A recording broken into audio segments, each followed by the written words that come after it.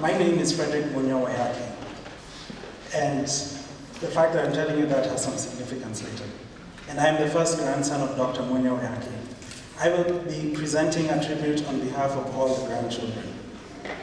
When I was in primary school, there were two questions people were likely to ask me when I told them my name. One was, and this was usually from my classmates, was whether my family owned Waiyaki Way. For the record, we do not.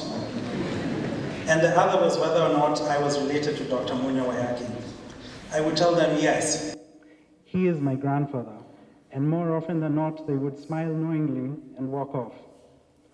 It was at this point that I began to suspect that my grandfather might be someone important.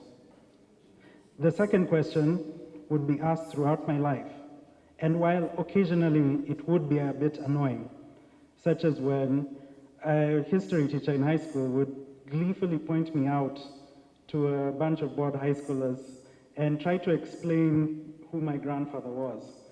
Most of the time, it was interesting.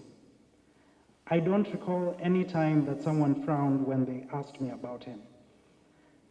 I don't recall, and sometimes they would share a tidbit of information like, you know, your grandfather was foreign minister. And I would get a glimpse of the impact he had had on several people's lives. To me and the rest of his grandchildren, he was simply our Guka, a man who was slightly reserved but warm and always smiling, who was quick to make jokes and was frequently present at our birthday parties and other family events. He was the patriarch of our family, and we could see that everyone in our family deeply respected him, but he always had time for his grandkids and would happily provide us with wise advice whenever we asked for it. We will miss Guka. His legacy and influence will live not only because of what he has done for this country, but also what he has instilled in his grandchildren. Thank you.